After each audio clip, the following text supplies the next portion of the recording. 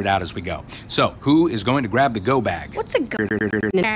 Wing WWNN Pompano Beach and 95.3 FM W237BD Boca Raton, the Health and Wealth Radio Network. Want to lower your rate and payments, get rid of mortgage insurance, or get cash out? Find out about your best refinance options by tuning into the Get Mortgage Fit radio one with Alzheimer's disease or other one and not necessarily Friday show where the hype ends and the help begins. I'm your host, Del Walmsley. 95.3 FM WNN. The opinions expressed on the following sponsored program are strictly those of the host, guests, and callers, and not necessarily those of this station, its staff, management, or sponsors. Are you a family caregiver? Are you caregiving for someone who can no longer take care of themselves? Are you overwhelmed? This is Caregiver Solutions Info with Marcia Teele. Marcia will be hosting an hour of true stories and information, tips and updates of the latest research and necessary information in the caregiving field, focusing on you, the family caregiver. An Alzheimer's disease and dementia care expert, Marcia has 15 years of hands-on experience at Arden Courts, a leader in assisted living dementia communities here in the U.S. Marcia covers everything you need to know as a family caregiver, especially if you care for a loved one with Alzheimer's disease or other related dementia or chronic illness. If you have a friend or relative that is also a family caregiver, call them now. They won't want to miss a minute. And let them know they can watch on caregiversolutions.info. And they can listen on WNN 1470 AM in South Florida or nationally on the iHeartRadio app. Now, sit back, relax, and learn from our host, Marcia Teele, as she brings information to you that may just be the caregiving solution you need. Hello, everyone, and welcome to Caregiver Solutions Info Show. I'm Marcia Teele, your host, and we're happy that you could join us today. We are live from the radio station WNN in Boca Raton, Florida. I'm glad that you are here, whether you're listening on WNN 1470 AM or 95.3 FM along the east coast of Florida, or if you've joined us live stream at caregiversolutions.info. I'm glad that you're here. We have an awesome show for you today. This show is for caregivers that take care of people that can't care for themselves. And it's also for professionals that want to learn more about caregiving, especially when it comes to dementia, like Alzheimer's disease. So we have lots of great tips, advice, people on the show that are experts in their field, not just lawyers and doctors and social workers, but sometimes actual caregivers, because who better to learn from than those who have walked in your shoes? So sit back and relax, because today we're going to be talking about a topic that has become very popular recently in the last couple years due to a television show that has the same name. And if you're wondering what that is, the topic is hoarding. Now, there's a television show about that, and it was very popular, and I'm not sure why, because people are very intrigued with this. And we're going to be talking to someone who has hands-on experience in the field for many, many years with this topic, helping people. And you'll want to kind of carefully listen, because you might be surprised of who might be a hoarder, or someone that you know might be exhibiting signs or symptoms of being a hoarder. And we're also going to talk about how to help them. So this is going to be a really great show, and I'm going to get started because my guest is here with me in the studio. Her name is Ann Meyerson, PhD, and she's with us. Hi, Dr. Meyerson. Dr. Ann. All right, Dr. Ann, thank you for joining us today. My pleasure, thank you. Really happy to have you here to talk about this particular topic. It's something that a lot of people don't talk about because it's a secret. And much like the A word of Alzheimer's, people in the years past didn't talk a lot about it because they wanted to keep it secret. It was shameful. But now a lot of people are out there with it, talking. There's a lot of support for Alzheimer's, research. There's a lot out there for caregivers and for people that are suffering from Alzheimer's and other dementia. So hoarding is almost like the other secret. And we're going to expose that today and talk about what that means, what actually it is, and how we can help people. So I want to start by letting everybody know that how qualified you are to be here today to talk about this. I have seen hoarding. You have seen it firsthand, like I said, which I can't wait to hear some of your stories because I know you do have some. But Dr. Ann, she has a PhD, and she is what they call a transition counselor and also a realtor. And she's been doing this for over 35 years here in the South Florida area and some up north too. Connecticut. Right, sometimes in Connecticut. You're also what we call a senior transition specialist, and you have a designation, and it's SRES. What does that stand for? Senior Real Estate Specialist, where you are particularly trained to work with older people and what their needs are when they're moving. So why is there a special designation for seniors when it comes to moving? Why is that necessary?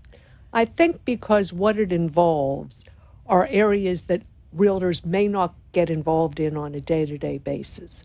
For example, transitioning to independent or assisted living, transitioning out of state to be with family, and it's a little different than being all excited about buying a new house. It's more like, oh, is this going to be my last move?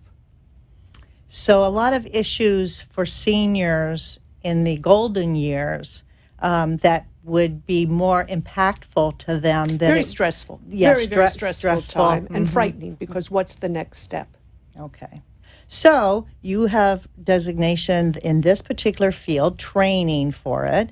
You also have degrees, and your master's is in counseling from the University of Maryland, and your PhD is in educational leadership from Georgia State University. That's right. So I find this very interesting how you have join together your degrees with being in real estate.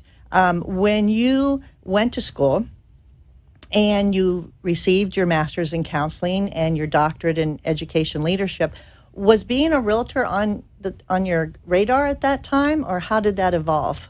It's an interesting question. I think what happened was real estate was not on my short plan, but as I was involved in the counseling process, I realized that I needed a little more action than sitting one-on-one and counseling. And it was a natural fit as I began working. I realized that I wanted to be out there and moving around. And certainly as a transition counselor and a realtor, you get to do that. So it's the best of both worlds for you. Well, it is, because it incorporates business and it incorporates real estate, and most important, it incorporates helping people. And that's really important at this stage of my life. Yeah, I know a lot of people just love their real estate agents because they help them, find the perfect place. But how much more could someone love their real estate agent who could understand the emotions that they're going through, and not just the fact that they found a pretty place to live, but all the emotions that go along with making these changes. Yes, and you brought up a very good point, which a lot of the time in my senior transitions, I deal with the adult kids, the caregivers. Yes. And what does it mean to pack up mom's house or dad's house, the memories that you're packing up, and where are they going? Yes. So there's a lot to talk about today, and I'm very excited that you're here. I think you just want to hear my funny stories, Marcia. I do want to hear your funny stories. I'm looking forward to it. And later we even have pictures that we're going to put up on screen. So let's get back to this topic of hoarding. Now, according to the Mayo Clinic, I did a little bit of research. The Mayo Clinic describes hoarding as a disorder that is persistent difficulty discarding or parting with possessions because of a perceived need to save them. And that's their definition. And they go on to say that this idea of hoarding can be mild to severe and everything in between, which can be a little scary because we're going to talk about, people that might be hoarding but don't think they're hoarding, and we'll talk a little bit about that. But it also says that it grows over time, and that especially people that are older are more vulnerable. And as a person gets older, they start acquiring things for no reason. They don't need them, and they have no space. So this is where it becomes really a problem because things pile up. But to the hoarder themselves, they believe these are needed. Yes. They believe they're necessary. And I've seen some collections of things that amaze me that people think they need these. Well, speaking of that, let's talk about some of the things that people hoard. Some of the things that people hoard. I mean, I know people, I have people in my life, some friends, that after researching this topic and knowing them intimately, I would classify them as being a hoarder. Well, there's a funny story about if you are wealthy, you are called a collector. If you are poor, then you are a hoarder. And there's a cute cartoon that shows this, and that gets back to the issue you were talking about, perception. Yes. Walking into a penthouse apartment that had an entire bedroom dedicated to Beanie Babies. Is that a collection or is it hoarding? The other realtor showing the condo said it was a collection. I looked around and it sure looked like hoarding to me. Well, again, according to the Mayo Clinic website, they say there's a difference between collecting and hoarding, and this is how they describe it. They said with collecting, usually a collector looks for specific things. So in other words, they have a collection of coins or a collection of something, and they just don't go out and buy every one they see. There are random hoarders also, though. Mm-hmm. They're different. I have discovered different people hoard different things in different categories, and in their mind, there is a reason for this. Yes, in their mind, key phrase. In their mind. So collections usually are specific. They usually categorize things. So if you're a collector, they put them in categories, and they're very specific. They are carefully displayed. So these things that are special and collector's items, quote unquote, are usually carefully displayed and not cluttered. But that's as far as they go with distinguishing between a collection and hoarding. So, I guess it's up for interpretation. Well, I think the main issue is, does it interfere with the hoarder's collector's life? There you go. I think that's key right there. That's a very good, astute observation. I walked into a family room in a very nice house once up in Connecticut, and it was wall-to-wall babies' toys. Now, is that a hoarder or a collector? Babies' toys as in infants' toys? Children's toys. Children's toys. Well, there are people that collect old toys because they're not around anymore. And why are they collecting them? It's nostalgic. Maybe they think they can sell them in the future to get some money because they're rare. I find that when I come to a circumstance like that, because putting the house on the market with all these toys would be a little overwhelming, I don't approach it that way. They show me the toys and I go something funny like, oh boy, that's a lot of toys. She goes, yes, my children like them. Well, there were enough toys there that she would have had to have 12 kids to like all of them. And we slowly talked about clearing it out before it went on the market. So as a collecting, hoarding, I was able to work with her about it. So it was not the sense that I thought I had to bring a shrink in. Okay, and some cases that is required. So there's so much to talk about. I'm so excited about this topic because you've seen a lot, and we're going to talk a little bit more about that, but we're going to take our first commercial break. So stay tuned. We'll be right back with Dr. Ann.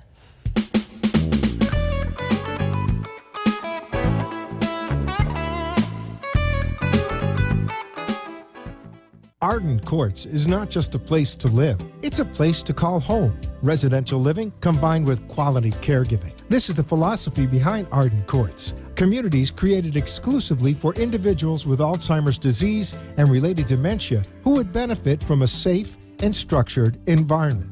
For additional information about any of the unique services Arden Courts provides, call 888-478-2410 to locate a community nearest you. Inquire about our educational seminars, resource library, or support groups, or simply feel free to ask questions you may have about Alzheimer's and related dementias. At Arden Courts, we know, we understand, and we can help because memory care is all we do. Remember, call 888-478-2410 for additional information about any of the unique services Arden Courts provides. Often occurs with Alzheimer's or related dementias, even among their caregivers. When the time comes for you to decide that someone you love needs more help than you can give, will you be able to recognize it? Don't wait for a crisis to make the decision for you. Talk to Arden Courts. Memory care is all we do. We know, we understand, we can help. To learn more, visit arden-courts.com. Arden Courts follows equal housing opportunity guidelines. Somewhere at the corner of bewildered and confused is a lost mother, a father, a sibling, a grandparent. Wandering is a common symptom of Alzheimer's. Call into the show at 888-565-1470 and talk with Marcia. Now, back to Caregiver Solutions. Hi, welcome back. My special guest today is Dr. Ann Meyerson. She is a senior real estate specialist, and she has a degree in counseling and in educational leadership with her PhD. And we're talking about hoarding today. And this is a subject that a lot of people have a lot of interest in. TV shows are even cropping up, showing people's hoarding experiences. And it's a very emotional issue. So we're talking about seniors, some of the things that seniors go through, some of the things that caregivers, maybe adult children that are caring for their loved ones, or that adult children need to care for their parents. Maybe they're far away and they come into town because something's happened and they need to step in, and they're stepping into a situation where they can't even get in the house or get into a room. So these are things that we're talking about, not only to educate people about what is the cause and why people do this, but also how to help them. So Dr. Ann, thank you again for being here. This hoarding issue is very prevalent, more than I think people realize. I read that approximately 2 to 5% of the U.S. population are hoarders. But I'm not sure how accurate that could be because, number one, people aren't going to advertise that they hoard. And not that many of them get treatment for it, so it would not be represented anywhere in the statistics. I think it's much higher than that. Yeah, I would tend to agree with you, just for the fact that I personally know people that I think are either borderline or full-fledged hoarders, which I'm sure they would not agree with that, but we're going to talk about what makes a hoarder.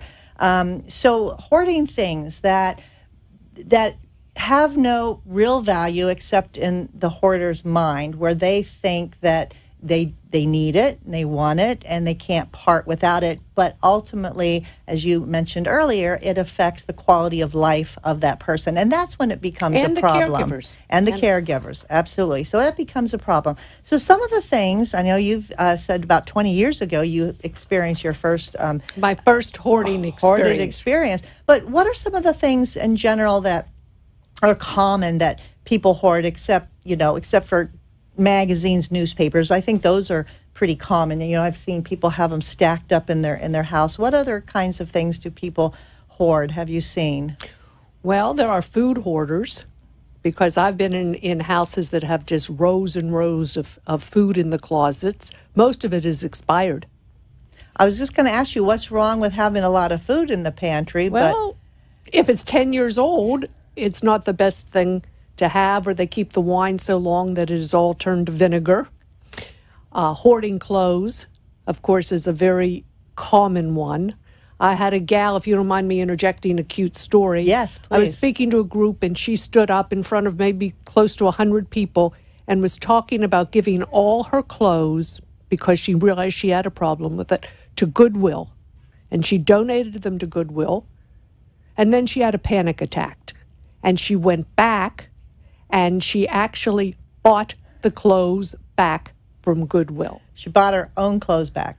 And she's looking at the audience, and they're all kind of like aghast about it. And she was so cute. She looked at them, and she went, "But don't worry, you can shop again." Wow. Wow. But people do hoard clothes because they hang on to them. They don't fit anymore. Some of them they never try on. You look at a closet full of outfits, and they've still got the price tags on them. They've never been tried on. I have another client who shops on the phone and on the internet. And then at the door in the morning, there will be 10 packages have arrived. She can't even remember what she bought, but there they are. Now, is that hoarding? Compulsive shopping? Yeah, sounds like fun to me. Some of the other things that people hoard are broken appliances or broken gizmos that they think, oh, well, I'm going to fix it one day, but it's been years laying around that have been broken and in pieces or need a part, and they've never really gotten around to fixing it or replacing it, but they don't want to get rid of it. Or what about, and I'm interjecting with some stories if I may, what about the gentleman who, remember the old cash registers and how you had the tape in them? Yes. He was saving those. He had boxes and boxes in his study. Saving the tape or saving the machines? Saving the tapes. Of the numbers. Of the numbers, in case they ran out and he couldn't get any more. So he had all these tapes. The machines were obsolete at this point, but he had all these tapes saved. I guess he could cut it up and use it for streamers or confetti. Well, he was saving it for a rainy day or an emergency, I think. And then, of course, there's junk mail. People actually cannot let go of junk mail. And old bills. And bills, old bills that have been paid. And tax records don't have to be kept from the beginning of time. You know, it's a 7-year look back. Yeah. And so you've supplied us with a couple examples, some pictures that we're going to put up on the screen, and I'm going to have you explain what we're looking at for those people that are listening to us by radio. But if you are watching us live stream, if you look on your screen, you can see a sample here. So, Dr. Ann, what does this picture look like? What's in it? In my definition, it looks like random hoarding. I think the gal at one point had been a dressmaker, so she kept that model up there, and she had all her collection of things around her that she perceived that she needed. It just looks like a total disaster. It looks like Hurricane Irma came in there and just, threw everything around in a pile that is not neat. Everything is scattered. It's random. It's random. This is what I call, when I see this somewhere, I call this random hoarding. And it's tough to get it cleaned up because there's so much chaos going on. Yeah, there's no order to that. Absolutely. That things aren't together. Things that match aren't together. It's just piles and piles. Okay, let's look at another picture and see what we have. What is this? Okay, this is bottles and bottles and bottles on a wall, for those of you who can't see it. And as Marcia said, is this collecting or is this hoarding? What are the bottles? What do the bottles contain? Nothing. I believe they're old beer cans. Oh, so this is a beer can collection, maybe? Beer can collection / hoarding beer cans. Wow. I mean, literally, it is all over the wall, from top of the ceiling to the bottom of the floor, filled with tiny little shelves and no inches in between. And imagine trying to move someone who has this quote-unquote collection and wants to take it with them. Well, of course, they've taken a long time to collect this. I mean, it's their pride and joy, Dr. Ann. How could they give that up? Okay, let's go to the next one. Hoarding with a purpose.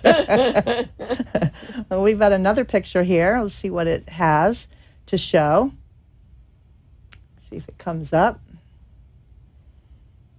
Maybe, maybe not. There is one that we have with a lot of animals in the... Well, that happens to be everybody's favorite. It's called animal hoarding. And it's there we go, right there. It's on the screen. Yeah. What do we see? We see tons of cats. There are cats literally on the furniture, on top of cupboards, looks like one's on top of a computer screen. They're in charge. Those cats are large and in charge in that picture. There were several cats. The first time I ever saw hoarding in my life was bird hoarding. And the person had a lot of birds in their home? They had birds in cages all over their home. And unfortunately, what often happens with hoarding, the cages had not been cleaned. And so I was overwhelmed by the ammonia smell, the chaos. I feared for the old woman who was involved in this, and it was a form of animal hoarding. Her husband had been placed in a hospital and was no longer living with her, and this had become her reason, her raison d'etre were these birds.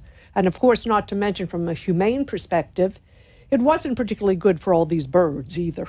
Especially, they're being neglected. And cats, I mean, you need an awful lot of litter boxes to take care of cats like that. And I knew a lady through someone at work. I didn't really know her, but I knew her daughter who found a kitten, and gave it to my son. And I said, well, why doesn't your mom keep the kitten? Because I know that your mom loves animals and loves cats. And she said to me, oh, well, she can't. She already has 15. I'll top that one. Yes. I'll top that one. If I knew a client, actually the daughter told me about this, after the husband passed away and the kids moved out of town, the adult kids, she started gathering cats.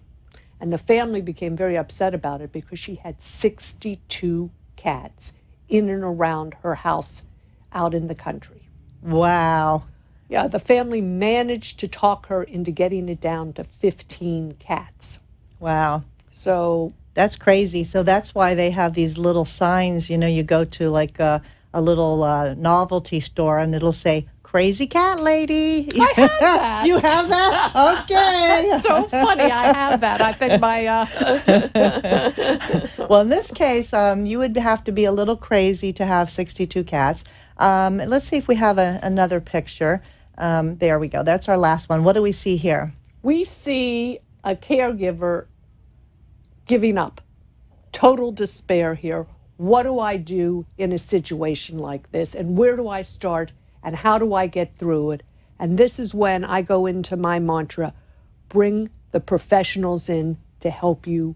You cannot take care of this problem by your own. And as a caregiver, please, let's talk. We're going to talk about how you get the appropriate help. Yes. That's just showing you the frustration that someone would feel. She looks like she's in a garage, just, overwhelmed, looking at this mess, like you said, and where do I begin? And it's just a hodgepodge of stuff, and it is overwhelming. And being a caregiver is overwhelming in the first place. And in order to have to add something like this on top of it, it's crazy. It's insane. So, so we just wanted to show those examples, and thank you for those pictures. A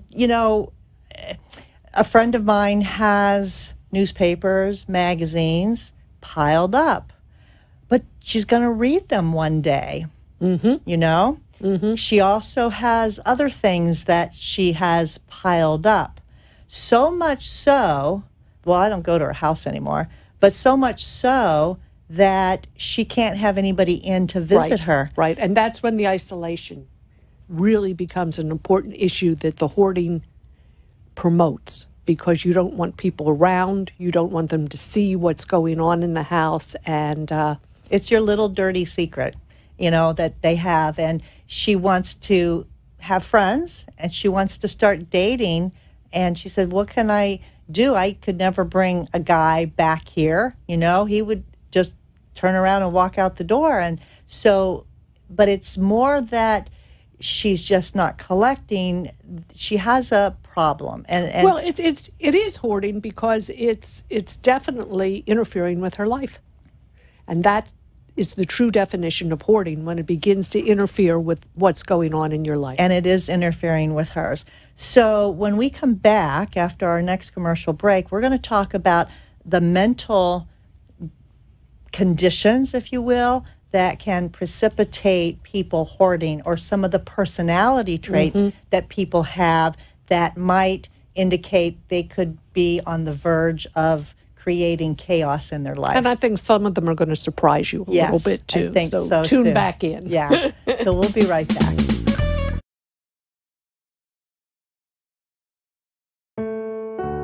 The inability to recognize the obvious often occurs with Alzheimer's, particularly among the family members who care for them. When the time comes for you to decide that someone you love needs more help than you can give, will you be able to recognize it? Don't wait for a crisis to make the decision for you. Talk to us. We know. We understand. We can help. Arden Courts. Wandering is a common problem for people with Alzheimer's or related dementias. It's also a problem for family members who care for them. Keeping them safe and secure means never letting your guard down. And even though deep down you know it's time, it hurts to have to ask for help. But it could hurt them even more if you didn't. We know. We understand. We can help. Arden Courts. Being unable to recognize the obvious often occurs with Alzheimer's or related dementias, even among their caregivers. When the time comes for you to decide that someone you love needs .info. If you have a question or wish to share a story, call into the show at 888-565-1470 and talk with Marcia. Now, back to Caregiver Solutions. Welcome back to Caregiver Solutions Info Show. I'd like to take this opportunity now to thank our national sponsor, Arden Courts Memory Care Community. Arden Courts has about 50 memory care communities all across the United States. They have 10 right here in the state of Florida. Arden Courts cares about not only the person with the memory loss, but also about the family and the caregiver. And as such, they offer a lot of resources. One of them is this book. It's called The 36-Hour Day. It's a book written by Dr. Peter Rabins and Nancy Mace. It's a wonderful resource for people that need to know more about dementias, different kinds of dementia, that need to know about caregiving basics and beyond, about some of the signs and symptoms, and about how to deal with some of the behaviors.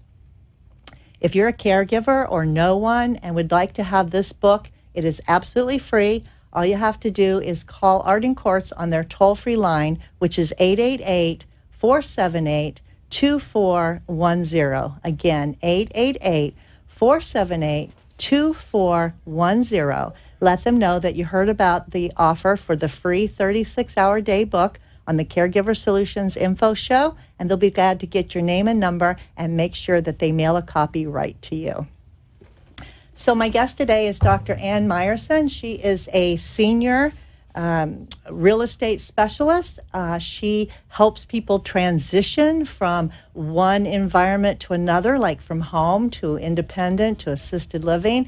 And in her 35-year-plus career, she has encountered a lot of examples and experienced hoarding. And that's our topic today. We're talking about hoarding, what it is, how it affects people, how bad it can be for someone, and what to do about it. So thank you again for being here. This is such an interesting topic, but we're talking about people that have a propensity to hold on to things that other people would say it's trash or you don't need it, but there's reasons that they hang on. So let's talk about some of the reasons people hang on to stuff.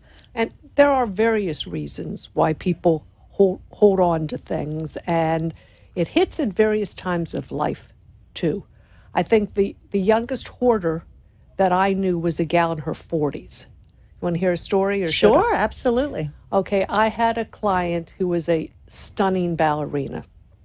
And I met her when her lawyer called me. The mother had passed away and she wanted to sell the house and move on. So I went into the house, and the gal had danced with a professional ballet company. She had been a ballerina and had moved back in with her mother as she got older and her mother needed some help. I walked through the house, which was messy, and there had been a death, so I understand.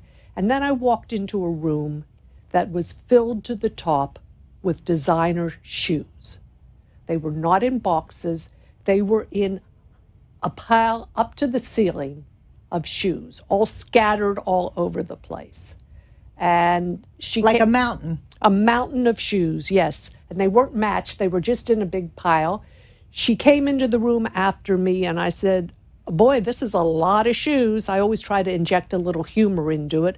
She said to me, oh, I just love shoes. I can't get enough of them. Obviously. The story is, in the punchline, which is kind of a setback psychologically, is though I was talking about this with a nurse at one of the senior livings, and she looked at me and she said, my daughter is a dancer, and the thing that upsets her the most is now that she's 18, she can't wear designer shoes anymore. She can't wear high heels because her feet have been conditioned to the ballet dancing, and she's not able to wear these shoes. And it just hit me. And that was the psychological thing that was going on in this ballerina's mind, this retired ballerina.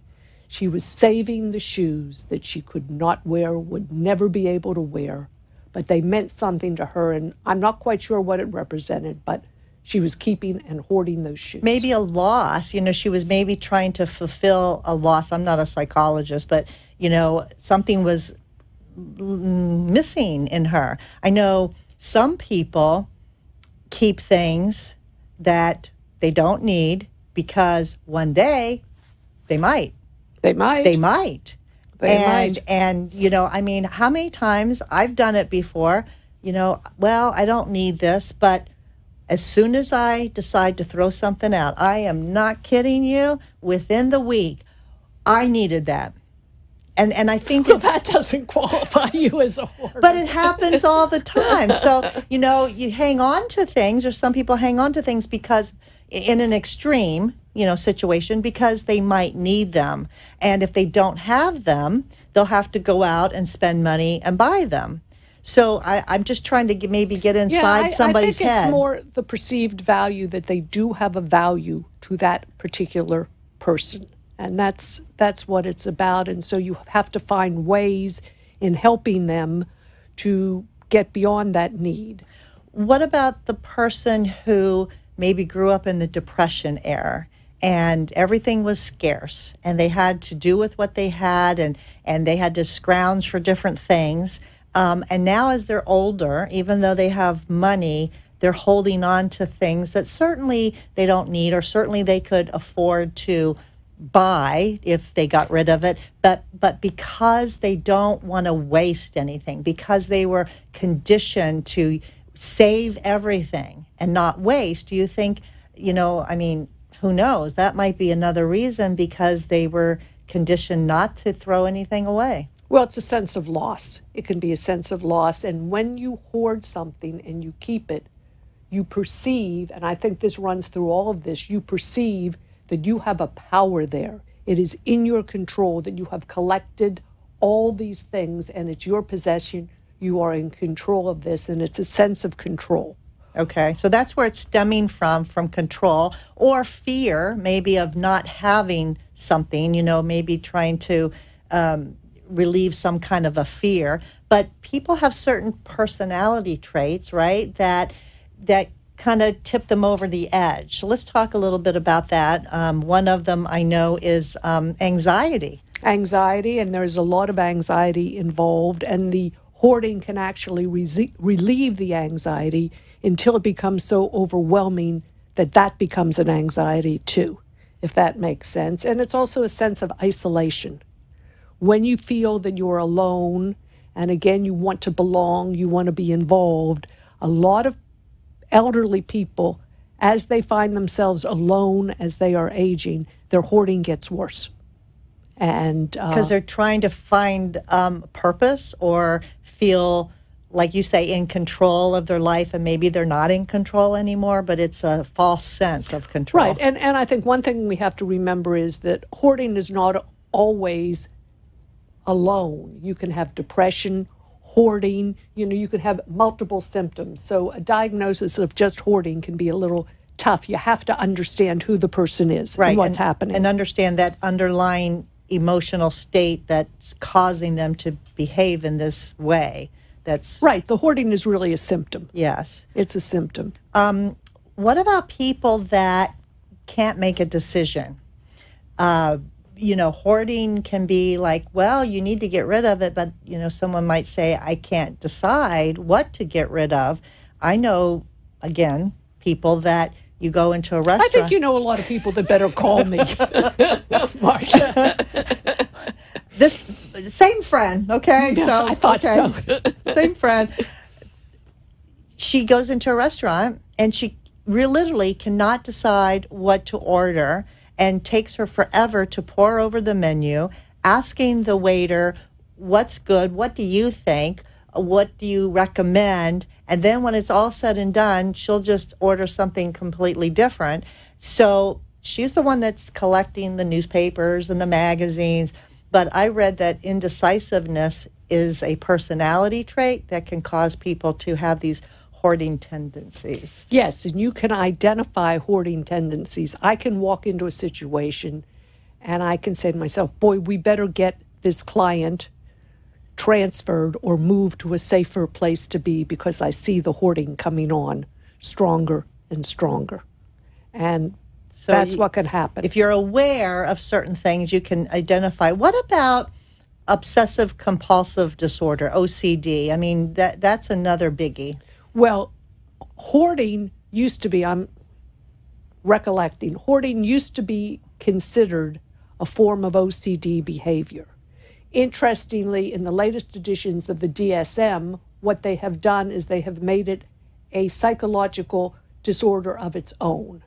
And the reason for it is quite fascinating. When they've done research on people who have different disorders, those that are categorized as hoarding may have and do have different brain waves than those that are categorized with depression, etc. And that can have a great impact on what medication they are given, what kind of treatment they're given, and also, believe it or not, on the insurance, which allows now for hoarding to be seen as a psychological disorder and can be covered under insurance. Wow, that's good information. Yeah, that shows how big a problem it is. Yes, yes. Yeah, and growing.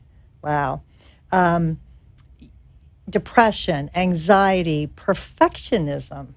That's another one that is a personality trait. Everything has to be the perfect. They can't, be have anything wrong. I would call that more OCD. OCD? Okay. Than hoarding. I think. And what about procrastinating? A lot of people have terribly overstuffed closets or overstuffed garages, like we saw in the picture, and they're just like, well, I'll get to it. One day I will get to it. Now, is that an excuse to not address their hoarding, or is it just because they're too busy, they don't have the motivation, or they're lazy and they don't want to clean out their garage?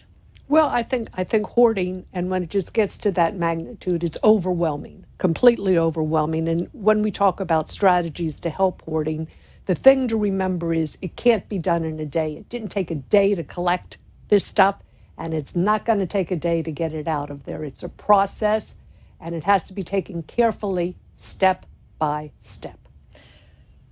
That is true, and we're going to talk about some of the consequences that can happen when people hoard. First one I can think of is it's not safe. No, it's definitely not safe. People can fall. Things can fall on them. Yes, and I have stories about that too. You do? Tell me a story. Well, I've been in homes where you cannot walk through the living room into the dining room or into one of the bedrooms. And some of the bedrooms are completely dysfunctional. And people will trip when they're going through these little mini paths to get to things. And I'm not even talking about the sanitary nature of it. And naturally, from a business perspective, you can't put a house on the market that looks like that. And nor should anyone live in a house that looks like that. Most importantly. Importantly. Yeah, absolutely. So it's a safety issue. You talked about unhealthy, which would mean sanitary, especially if you're a bird hoarder or an animal hoarder or something like that. Also, the complications of it we talked about before. It isolates people. People can become lonely because they're cut off from the socialization of their friends. And it is the secret that you mentioned. A lot of times when I speak on hoarding to a population, people will sit and look very quietly through the presentation. They will come up to me afterwards in privacy and say, I'm thinking my husband is a hoarder. The garage is full of things. It's getting out into the yard now. What do I do? How do I help him? Yeah. They say they don't want to talk about it in public. It's a secret. It's a secret. It's shameful. So risk factors going into this hoarding discussion. Personality. We talked about certain personality traits. That's a risk factor. Family history. If you grew up that way and your parents were hoarding, it's a little bit of a learned behavior. Well, they're thinking that there might be some genetic ties also, and that gets back to the discussion of brain waves and inheritance and what did you get from your family. But I do think there may be some genetic dispositions towards it. That's what the research is showing these days. And another risk factor is a stressful life event. Someone died, you went through a divorce, or you lost all your possessions in a fire, which brings me to the other complication of being a hoarder is a fire hazard, obviously. Right. So we have personality traits that are associated with hoarding. We have risk factors associated with hoarding, and we have complications as a result of hoarding.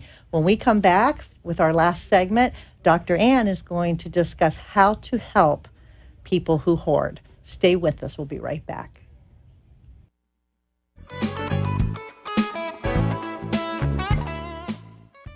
Do you need the advice of an elder law attorney? Perhaps you find it difficult or overwhelming getting to appointments. The solution is Heidi Friedman of Becker and Polyakov. She brings elder law to you by meeting with you in the comfort of your own surroundings. In practice since 1994, Ms. Friedman is a member. Being unable to recognize the obvious often occurs with Alzheimer's or related dementias, even among their caregivers. When the time comes for you to decide that someone you love needs more help than you can give, will you be able to recognize it? Don't wait for a crisis to make the decision for you. Talk to Arden Courts. Memory care is all we do. We know, we understand, we can help. To learn more, visit arden-courts.com. Arden Courts follows equal housing opportunity guidelines. Somewhere at the corner of bewildered and confused is a lost mother, a father, a sibling, a grandparent. Wandering is a common symptom of Alzheimer's or related dementias and can often make those who care for a loved one feel just as lost. If you're looking for a place that's safe and secure, look to Arden Courts. Memory care is all we do. We know, we understand, we can help. To learn more, visit arden-courts.com. Arden Courts follows equal housing opportunity guidelines. Feelings of depression, isolation, and frustration are common among persons living with Alzheimer's or related dementias. It's common among those who care for them, too. It takes a lot of patience and courage. It also takes knowing when you can no longer do it alone. At Arden Courts, memory care is all we do. Talk to us. We know. We understand. Info. If you have a question or wish to share a story, call into the show at 888-565-1470 and talk with Marcia. Now, back to Caregiver Solutions. Welcome back to the show. My guest today is Dr. Ann Meyerson. She is a senior real estate specialist. She is a transition counselor and realtor, and we're talking about hoarding, and it's been such an interesting topic, Dr. Ann. This is something that really needs to be talked about more so people can be educated on what exactly is hoarding, what causes it, so that we can try to help some people. Yeah. So how do we help people? How do we help people? Well, the first thing I think we have to do is we have to understand them.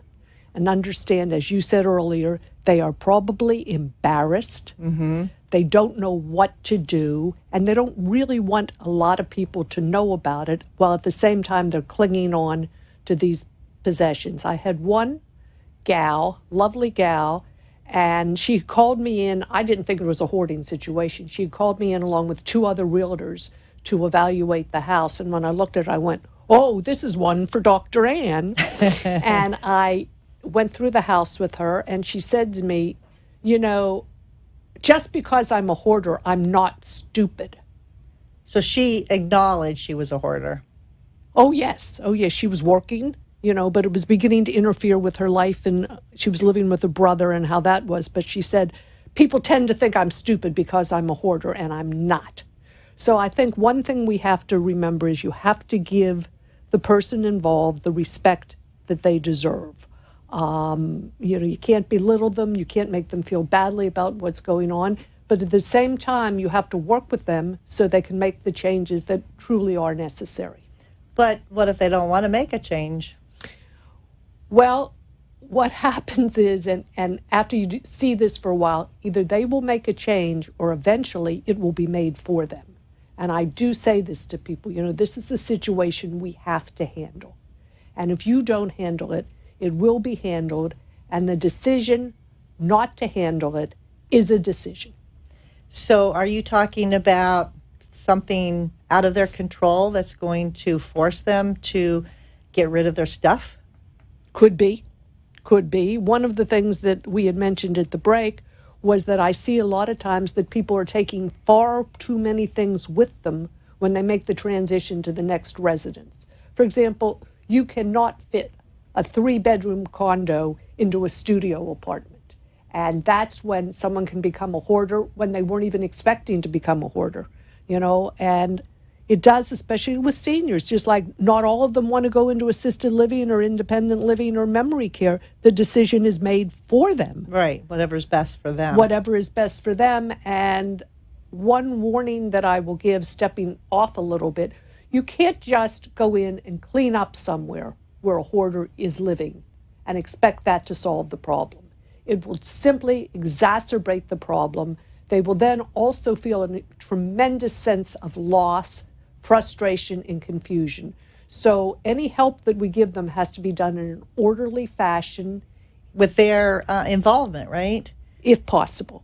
If possible, yes. I mean, yes. You might just want to go in there and while they're out of the house, just throw everything away. But if this is such a psychological... Please, no. Anybody listening or issue, watching. It's going to tip them over the edge. A good cleaning crew is not the answer to hoarding. It's one of the players in correcting the problem, but you cannot clean up a hoarder's house. As my friend said, you can shop again because you haven't touched the underlying psychological needs that are involved. So now, you know, talking about the psychological needs, you have to get professionals in to discuss those issues, and maybe medications involved, maybe talk therapies involved, right? So medication, talk therapy. One of the things you have to do is know when it's time to bring the experts in to help.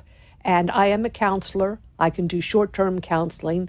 But if I believe that there are deep psychological issues involved, I have to make a referral to a psychiatrist or a psychologist who can go into long-term therapy with them.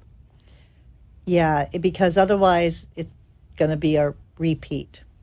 Yes, it is going to be a repeat. And a few times I've seen that happen. You clean the place up, or the family says, we'll take care of the problem. I come back, and not only has the problem not been taken care of, mom is worse than she was before. Yeah, and especially, you know, if someone's living alone and the adult children, like we talked about, come in and see this is happening. But in your case, where they've called you in to sell the residence, it's unsellable the way it is. So you really have a tough job ahead of you to try to clean it up, make it look good, stage the house.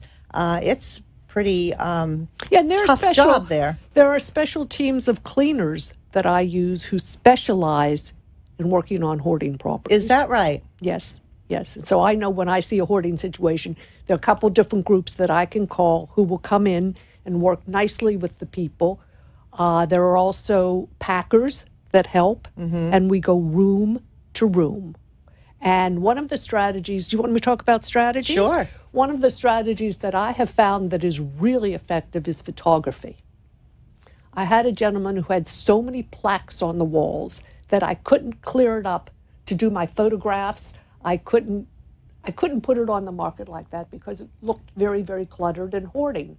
I suggested to him, let's take these plaques, let's take a picture of each one of them, and then we can create a memory book for you where you, in fact, will have those plaques, but you cannot take all 70 plaques to the assisted living with you, but you can take your memory book with you.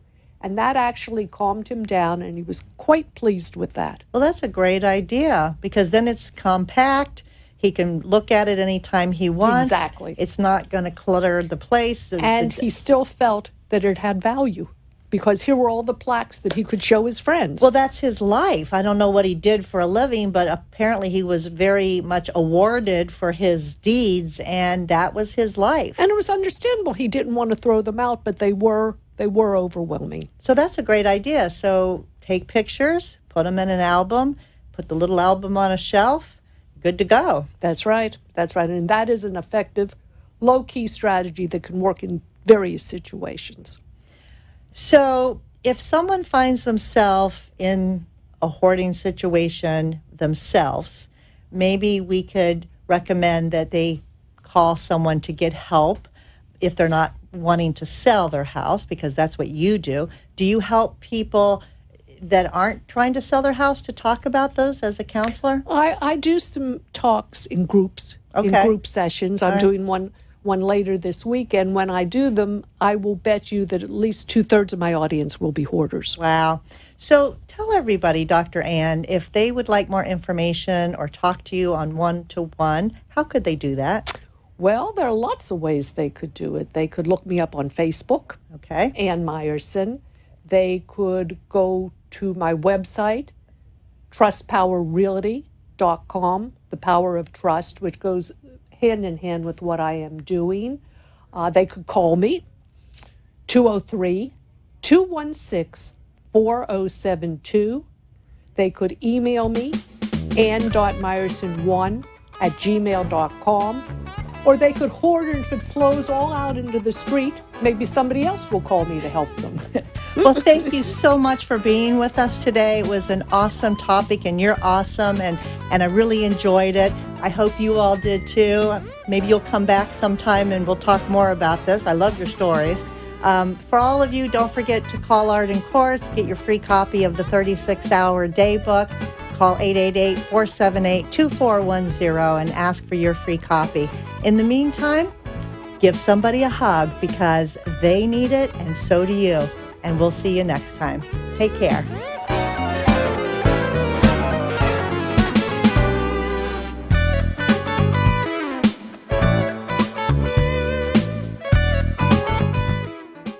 Thanks for joining us for this week's Caregiver Solutions with Marcia Teele. Join us next week as Marcia, who has 15 years of Alzheimer's disease and dementia care experience, brings you more needed information to help with the care of your loved one. This show can be seen again on caregiversolutions.info, and questions can be left on the site, which may be used on the program to help others. See you next week for more Caregiver Solutions.